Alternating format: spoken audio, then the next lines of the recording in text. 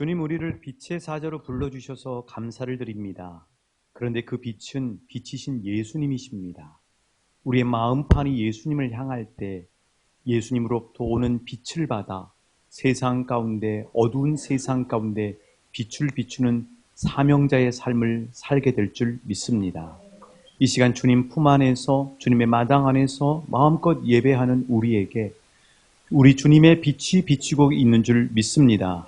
이 빛을 가득 담아 우리의 가족 가운데 어두움 가운데 있는 이들이 있다면 예배를 마치고 가서 그들에게 예수님의 빛을 비추게 하여 주옵소서.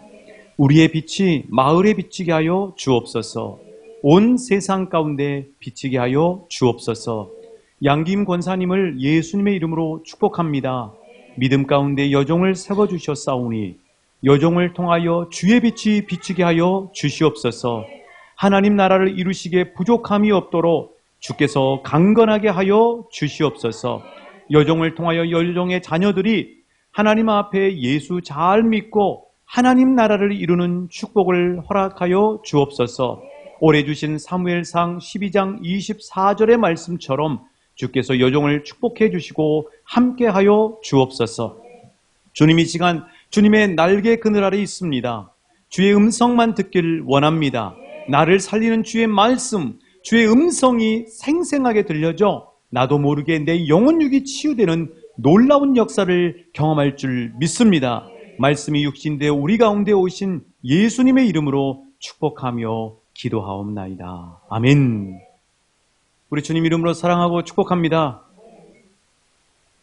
여러분, 기우라는 말을 잘 아시죠? 기우. 이게 사전에 찾아보면 어떤 뜻이냐면은 쓸데없는 걱정을 한다, 이런 뜻입니다. 이 기우라는 이야기가 나온 연호는 이렇습니다. 중국에 기나라라는 나라가 있었어요.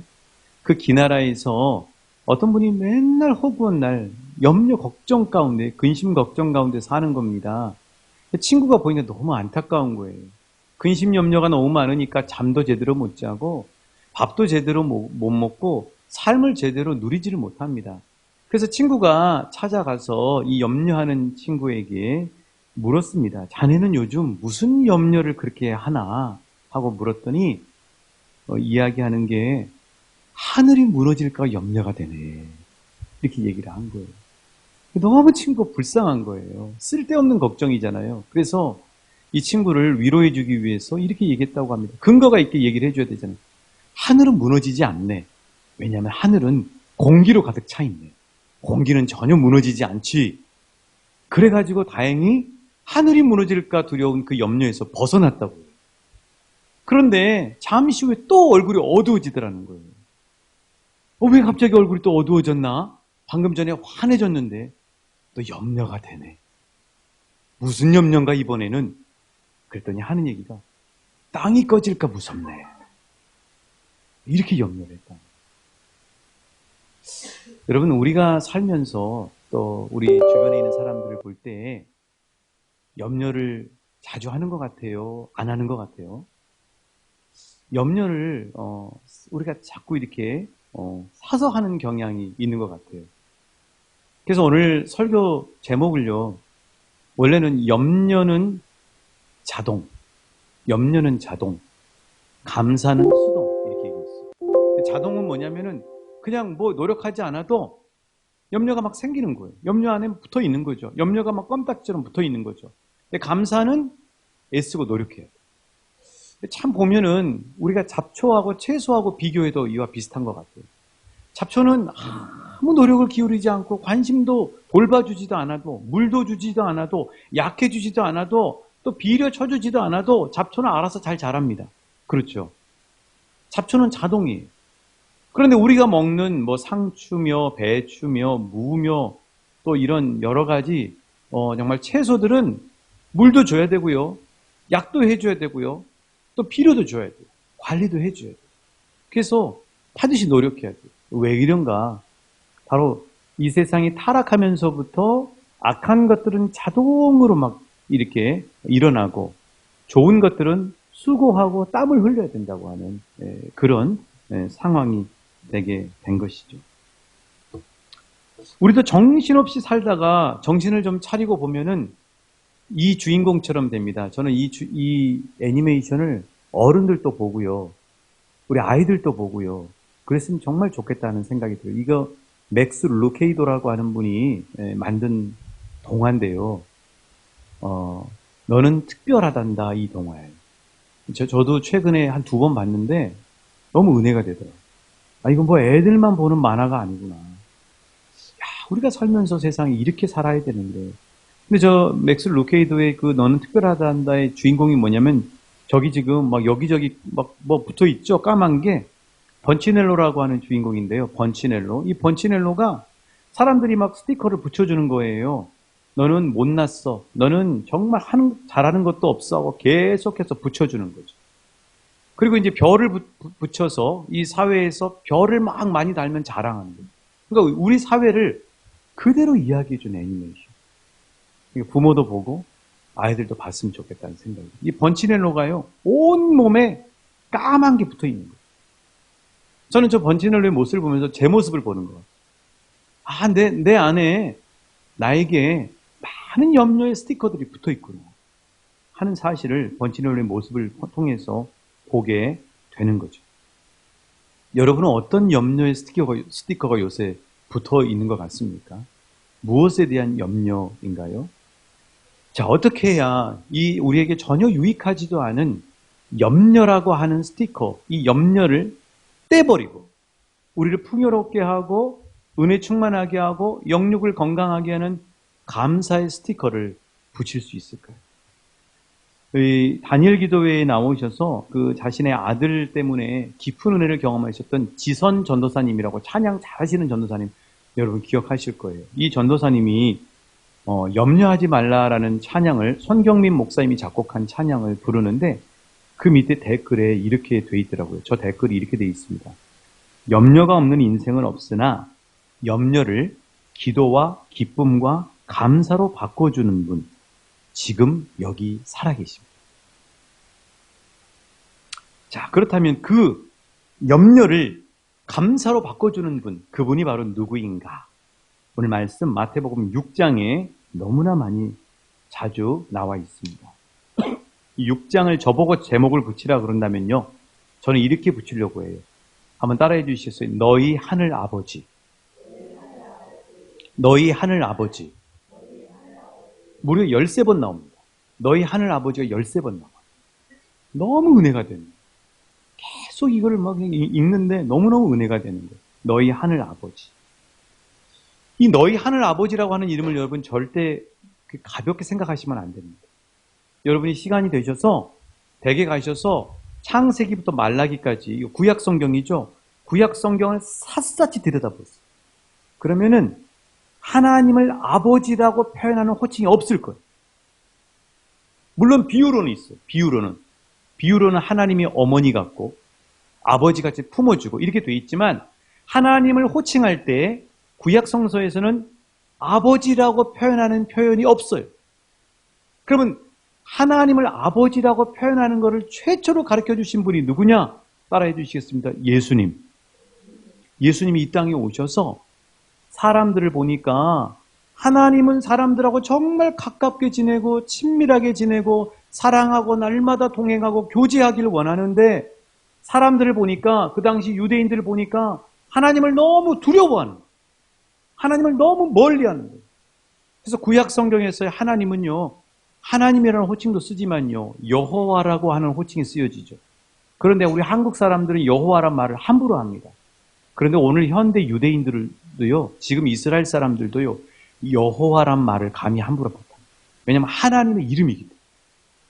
그래서 대신 뭐라고 쓰냐면 종이 주인에게 주인을 부를 때 주인님 하고 부르는 것처럼 이 유대인들은 주인을 부를 때 따라해 주세요. 아도나이. 나의 주님 이름 말이에요. 그래서 여호와라고 히브리어로 써져 있는 부분에서는 아도나이라고 해요. 그렇게 하나님을 두려워하고 하나님을 함부로 이름을 호칭을 안 한다고. 이제 그런 모습을 예수님이 보신 거예요. 너무 범접할 수 없는 그런 대상으로만 보고 하나님하고 멀리 있는 거예요. 하나님은 가까이 하기를 원하고 하나님은 날마다 교제하기를 원하고 하나님은 사랑하기를 원하고 하나님은 함께 하기를 원하거든요. 그걸 너무 모르는 거예요. 그래서 예수님이 이 땅에 발을 내딛고 오셔서 사람들에게 가르쳐 주신 하나님에 대한 호칭이 뭐냐면, 다시 한번 하겠습니다. 너희 하늘 아버지. 여기 하늘이라고 하는 뜻을 잘 이해하셔야 돼요. 여기 하늘이라는 뜻은 저 멀리 있는 하늘을 얘기하는 게 아니에요. 성경에 나오는 오른쪽이란 말도 마찬가지예요. 그 오른쪽이 무슨 뜻인지 나중에 제가 말씀드릴게요. 다윗이 여호와를 나의 오른쪽에 모심으로 내가 흔들리지 않는다고 얘기했거든요. 그 오른쪽이 왼쪽 오른쪽 얘기하는 게 아닙니다. 자, 여기서 하늘 아버지, 너희 하늘 아버지라고 하니 하늘이란 말도 저 멀리 장소를 얘기하는 게 아니에요. 뭐냐면 땅의 아버지의 반대되는 거예요. 땅의 아버지가 우리 육신의 아버지 아시죠? 자, 여러분의 아버지 있잖아요. 여러분을 낳으시고 길러주신 아버지. 그게 바로 땅의 아버지예요. 그 말에 반대돼서 예수님이 가르쳐 주신 뜻이 뭐냐면, 따라해 주셨습니다. 너희 하늘 아버지. 너희 하늘 아버지를 쉽게 말씀드리면 영의 아버지라고 해요. 우리는 육신의 아버지도 있지만 예수 믿는 사람은 또 다른 아버지를 알아요. 그분은 이미 나를 지으셨어요. 우리 육신의 아버지는 나를 낳으셨지만 나를 지으신 분은 하늘 아버지, 영의 아버지. 그래서 하나님을 이렇게 불러라. 하나님을 아버지라고 불러라 하고 가르쳐 주신 분이 예수님이에요. 사랑하는 여러분, 저와 여러분이 하나님을 정말 멀리 계시는 그런 하나님으로만 부르시지 말고 아버지, 아빠 하고 부르실 수 있기를 축복합니다. 하나님 너무 기뻐하시는 거예요. 자, 그러면은 왜 하나님을 아버지라고 부르라고 했는가? 요한복음 1장 12절에서 분명하게 가르쳐 주시죠. 우리 같이 읽어보실까요? 시작. 영접하는 자 곧 그 이름을 믿는 자들에게는 하나님의 자녀가 되는 권세를 주셨어요. 저와 여러분은 하나님의 자녀예요.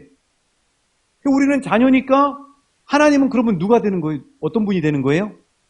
아버지가. 그러니까 하나님을 아버지라고 부를 수 있는 관계는 하나님하고 매우 친밀한 관계예요. 하나님을 하나님이라고 이야기하면 저 많은 신들 가운데 한 분으로 이야기하는 경향으로 하나님이 나하고 아주 친밀하지 않아요. 하나님이 정말 나에게 친밀한 분이다 하고 부를 때는 하나님을 아버지라고 부르는 거예요. 저와 여러분이 하나님을 멀리 계시는 대상의 신이 아니라 아버지라고 부를 수 있는 특권을 부여받았어요. 그 예수님을 주로 고백하면서 옆 사람에게 축복하십시오. 하나님을 아버지라고 자주 부르십시오. 하나님은 아버지라고 부를 때 행복해 하십니다. 그렇습니다. 하나님 아버지. 그런데 하늘 아버지가 너희 하늘 아버지, 나의 하늘 아버지. 나의 하늘 아버지가 어떤 분이라고요? 이 6장에 전체 쭉 나와요. 오늘 25절부터 34절까지 읽었지만 실은 오늘 본문은 6장 1절부터 34절까지 전부를 봐요. 여러분에게 7가지로 예수님이 가르쳐 주신 너희 하늘 아버지, 나의 하늘 아버지가 어떤 분인지를 여러분에게 소상하게 알려드리겠습니다. 여러분이 이미 경험하신 그 삶의 경험도 있을 거예요. 그리고 앞으로도 하나님 아버지가 이런 은혜를 베풀어 주실 거예요. 첫 번째, 먼저 하늘 아버지는 어떤 분이냐면요, 은밀한 중에서 나를 보고 듣고 계시는 아버지. 자, 한번 따라해 주시겠어요? 은밀한 중에 나를 보시고 나를 들으시는 아버지이십니다. 자, 4절 말씀 보세요. 4절 보시면 6장 4절입니다. 내 구제함을 은밀하게 하라. 은밀한 중에 보시는 너의 아버지께서 갚으시리라. 그렇죠. 6절에도 보시면 은밀한 중에 계신 내 아버지께 기도하라.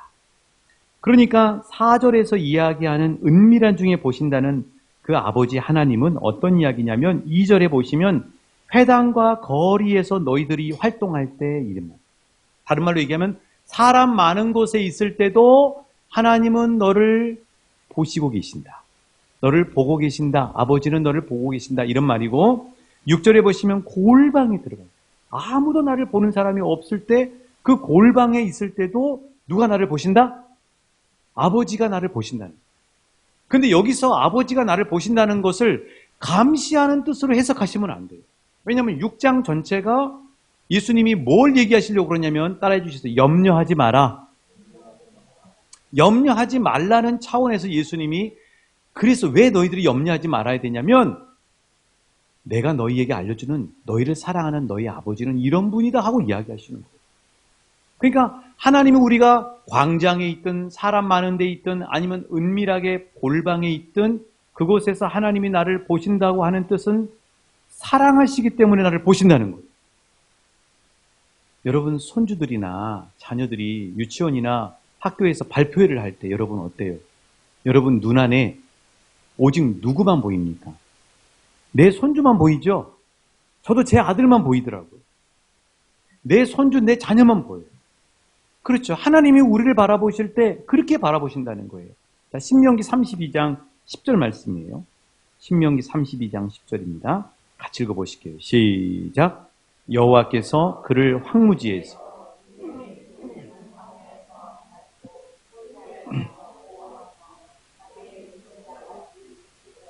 그렇죠.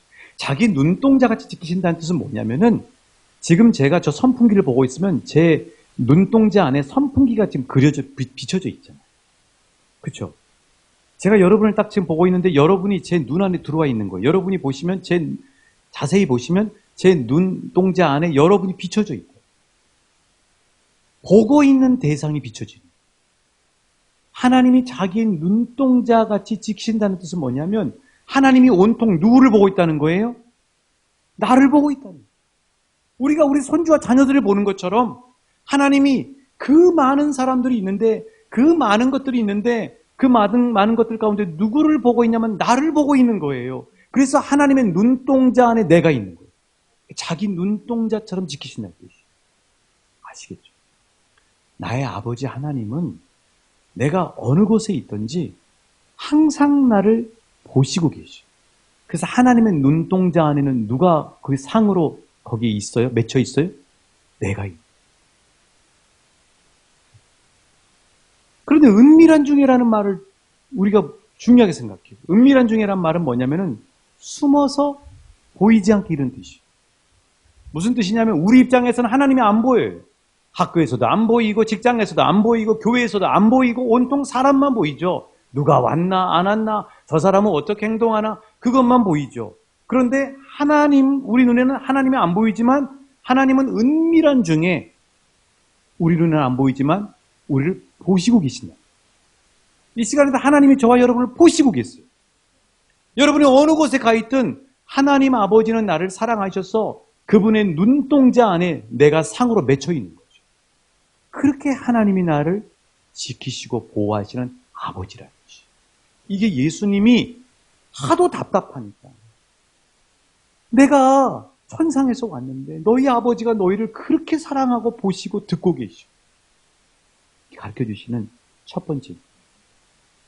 두 번째, 예수님이 말씀하시는 너희 하늘 아버지는요, 한번 따라해 주시겠습니다. 구하기 전에 너의 필요를 다 알고 계시는 아버지. 8절 말씀 같이 읽어보실까요? 6장 8절입니다. 시작. 그러므로 그들을 본받지 말라. 너희에게 있어야 할 것을 하나님 너희 아버지께서 아시는. 구하기 전에 너희에게 있어야 할 것을 하나님 너희 아버지께서 아시는. 우리가 구하기도 전에 하나님은 우리가 뭘 바라는지 우리에게 뭐가 필요한지를 다 아시고 계신다는 거예요. 왜 그럴까요? 계속해서 이제 세 번째, 네 번째 해 나가면서 왜 내가 구하기도 전에 하나님이 내 필요를 다 아시는지를 이제 아시게 될 거예요. 세 번째는 뭐냐면요. 내 사람 관계까지도 다 알고 계시는 아버지란. 그게 14절, 15절이에요. 14절에 보시면 너희가 어떤 사람의 잘못을 용서하면 너희 하늘 아버지께서도 너희 잘못을 용서하시리라 말씀하고 있어요. 사람과의 관계까지도 다 아신다는 거예요. 자, 여러분 직장 동료의 관계, 교우와의 관계, 가족과의 관계까지도 하나님은 다 보시고 아시고 계신다는 거예요. 좋은 부모는 자기 자녀의 베스트 프렌드가 누군지 알아요. 우리 아이들이 어떤 친구들하고 어울리는지를 잘 안다. 하나님 아버지는 우리의 사람 관계까지 다 아셔요. 그래서 때로는 먼저 내 마음을 만져서 그 사람과 회복할 수 있는 힘을 주시기도 하고요. 어떨 때는 상대방의 마음을 먼저 만져서 그 누구예요? 대표적인 이야기가 야곱이 에서 만날 때. 야곱이 약복방에서 기도하니까 하나님이 그 야곱의 마음을 다 아시고 야곱의 마음 중심을 아시고 하나님이 에서의 마음을 쫙 열어놓잖아요. 그러니까 보니까 서로 축복해 주세요. 죽이려고 칼을 빼는 게 아니라 마음을 활짝 열고 양팔을 벌려서 동생 야곱을 끌어안아 주시잖아요. 이게 얼마나 놀라운 그 능력인 줄 아세요? 여러분이 어떤 분을 위해서 기도해 보세요. 그러면은 분명히 여러분 확인하게 되실 거예요. 하나님이 정말 내가 기도하니까 그분 마음을 만지시는구나 하고 확인하시게 돼요. 하나님은 내 관계까지도 다 아시는 하나님. 네 번째로 하나님은 어떤 하나님이시냐면은 내 금고까지도 세고 계신 아버지. 그게 19절부터 20절 말씀이죠. 보물에 대한 말씀을 하시죠. 어디다 보물 쌓아야 될지 말씀해 주시면서 한번 따라해 주시겠어요? 내 금고까지도 세고 계신 아버지. 더 쉽게 말씀드리면 내 통장까지도 아시는 거예요. 하나님. 내 주머니까지도 다 세고 계시는 하나님 아버지라. 하나님 아버지는 우리 집에 통장에 돈이 얼마 있는지 다 아세요. 하나님 아버지는 내 주머니에 돈이 얼마 있는지까지 아신다고요. 저는 돈이 한 푼도 없네요. 열쇠밖에 없네요. 이 주머니까지도 다 보시는 하나님이세요. 그래서 간증 프로에 나오신 분들이 이구동성으로 정말 많이 간증하시는 게 뭐냐면 돈이 필요한데 하나님 앞에 기도했더니 하나님이 정확하게 그 금액을 생각지도 못하는 방법으로 채워주시더라는 거예요. 그래서 주영훈 MC가 그걸 알고는 항상 얘기하잖아요. 농담으로. 아니 그러면 50만 원이 필요하면 100만 원을 달라고 기도하시라고. 하나님은 정확하게 채워주시니까. 하나님은 정확하게 우리 집 통장 잔고 내 주머니 속사정까지도 다 아시고 채워주시는 하나님이시라는 사실. 예수님이 가르쳐주신 하나님이죠. 아버지죠. 다섯 번째로 내 마음까지도 다 읽고 계신 아버지라는 거예요. 자, 한번 따라해 주시겠어요? 내 마음까지도 다 읽고 계신 아버지. 너무 위로가 됩니다. 다른 사람은 내 마음 몰라줘도 상관없어. 하나님만 내 마음 알아주시면 돼요. 이게 얼마나 위로가 되는지. 내 마음까지도 다 아시는 하나님. 그게 21절과 24절이잖아요. 내 보물이 있는 그곳에 내 마음도 있느니. 24절에 보면 네 마음이 두 쪽으로 갈라져 있는지, 네 마음이 어디에 가 있는지, 네 마음에 무엇이 들었는지 내가 다 알고 있다 하고 예수님이 하나님 아버지가 너희 마음을 속속들이 들여다보고 알고 계신다고 가르쳐 주시죠.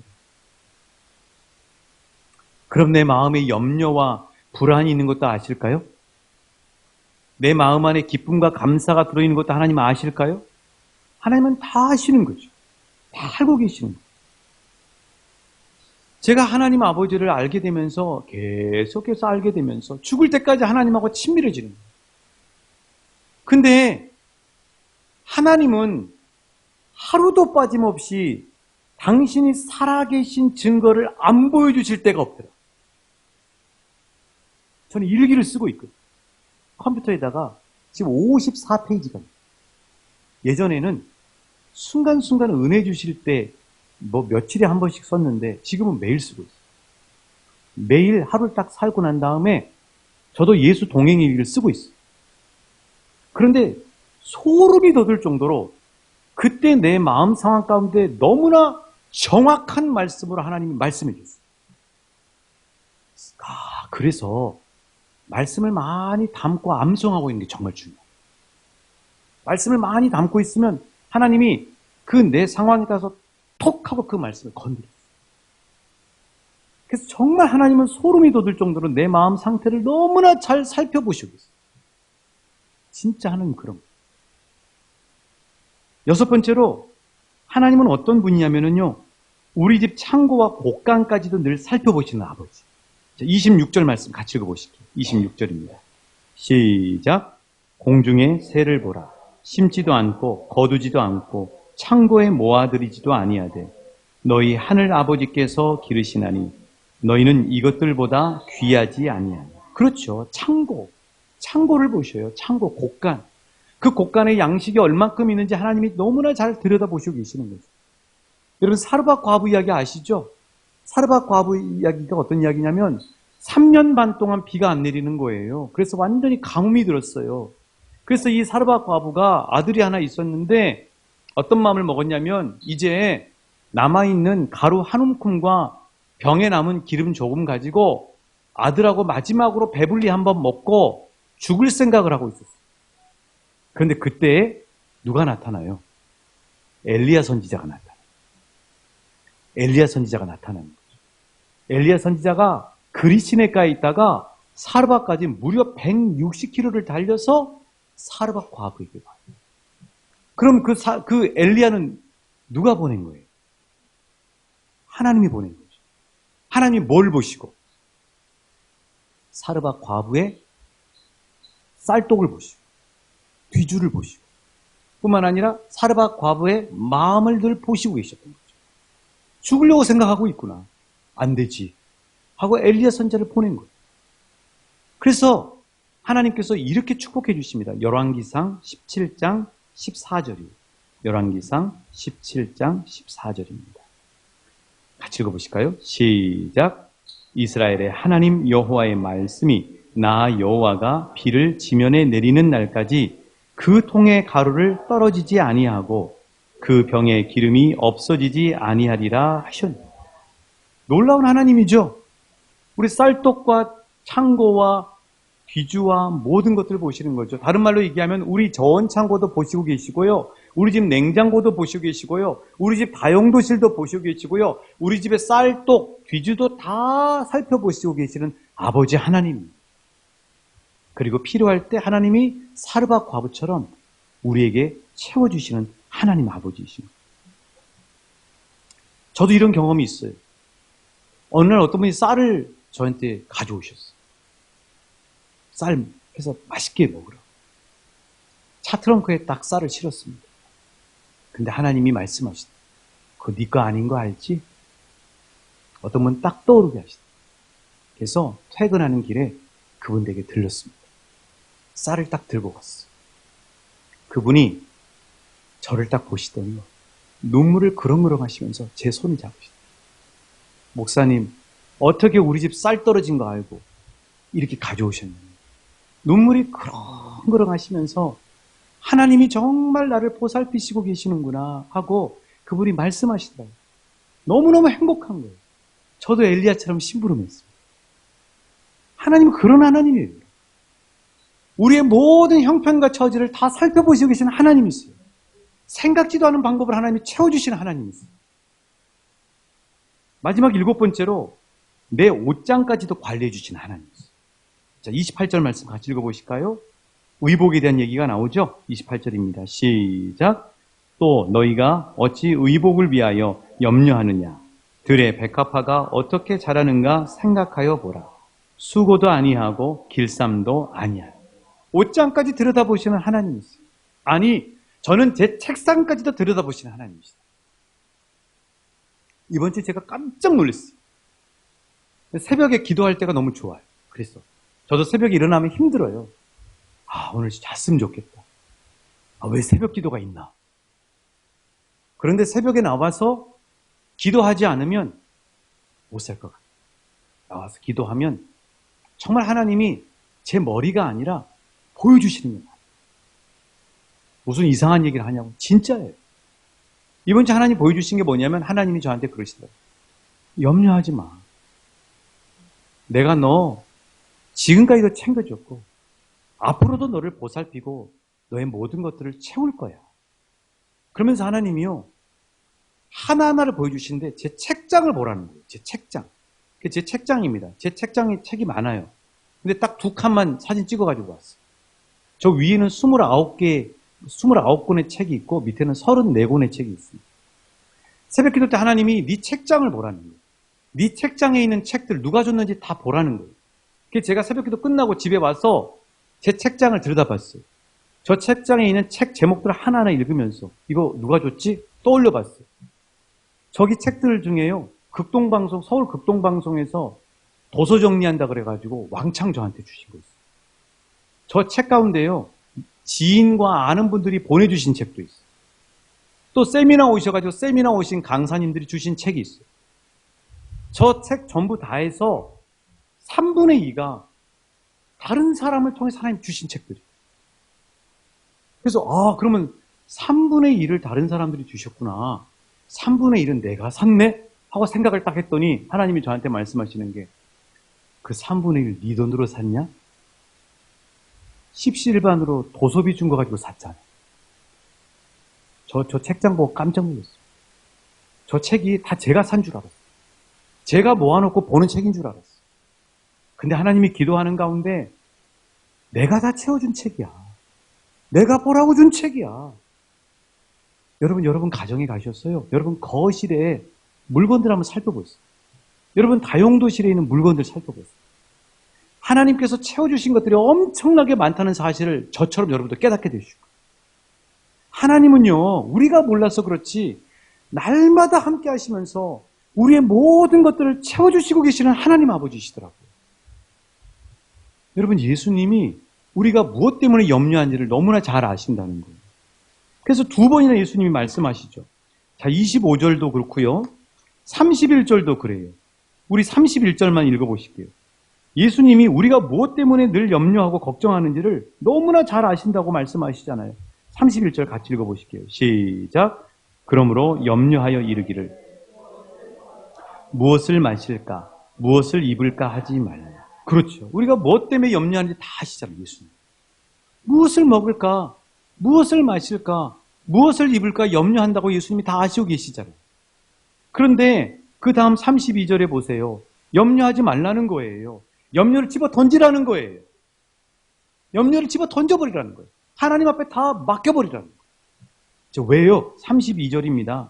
저와 여러분의 이 시간 하나님 아버지가 그토록 말씀하시는 거죠. 예수님이 말씀하시는 거예요. 같이 읽습니다. 시작. 이는 다 이방인들이 구하는 것이라. 너희 하늘 아버지께서 이 모든 것이 너희에게 있어야 할 줄을 아시오. 하나님이 다 알고 계신다는 거예요. 그리고 하나님이 이미 다 채우셨어요. 내가 못 깨달을 뿐이에요. 하나님은 함께 하시고 계세요. 예수님이 염려하지 말라고 그냥 말씀하신 게 아니라 근거를 대서 너희 아버지, 너희 영의 아버지 있지, 이런 분이야. 제가 이것까지 다시 정리합니다. 하늘 아버지가 내 눈에 보이지 않지만 은밀한 중에 너를 보고 듣고 계신다. 하늘 아버지가 네가 구하기도 전에 내 필요를 다 알고 계신다. 하늘 아버지가 너의 인간관계까지도 다 알고 계신다. 하늘 아버지가 너의 통장과 주머니까지도 다 세고 계신다. 하늘 아버지가 내 마음까지도 다 읽고 계신다. 하늘 아버지가 내 창고와 곳간까지도 늘 살펴보고 계신다. 하늘 아버지가 내 옷장의 옷까지도 관리하고 계신다. 이런 하나님을 온전히 믿으면 염려는 떠나갑니다. 이런 하나님을 온전히 신뢰하고 믿고, 그리고 제가 간증했던 것처럼 우리 삶의 하나하나에 하나님께서 다 보살피시고 채우시고 먹여주시고 공급해주시고 지켜주시고 보여주시는 생생한 간증들을 여러분 삶 가운데 체험하게 되면 베드로 사도가 이야기했던 것처럼 염려는 이제 수동이 되고 감사가 자동이 되는 역사로 바뀌게 될 줄 믿습니다. 처음에는요, 염려가 자동이었어요. 감사는 찾아내야 됐어요. 근데 그게 아니라 하늘 아버지를 알고 아버지께서 우리 삶 가운데 베풀어 주신 은혜를 경험하기 시작하면 이제는 염려는 찾아서 해야 돼요. 감사는 자동으로 넘쳐요. 날마다 풍성한 감사 가운데 복된 삶을 누리게 되실 줄 믿습니다. 베드로 사도가요, 우리하고 똑같이 염려를 걱정했던 거예요. 그리고 이렇게 그 해법을, 자신이 경험한 해법을 이야기해 줍니다. 이 말씀으로 오늘 설교를 마무리하려고 해요. 베드로전서 5장 7절의 말씀입니다. 같이 읽어보실까요? 시작. 여러분의 걱정을 모두 하나님께 맡기십시오. 하나님께서는 여러분을 돌보고 계십니다. 자, 오늘 주보에다 여러분 그거 나눠드렸어요. 그 이유는 뭐냐면 삶으로 전환하기 위해서. 추수감사절 그냥 드리는 것보다 하나님 앞에 감사를 생각하시면서 찾아내서 우리의 감사가 자동으로 바뀌어서 하나님께 올려드리는 추수감사주일로 영광 돌려드리길 원합니다.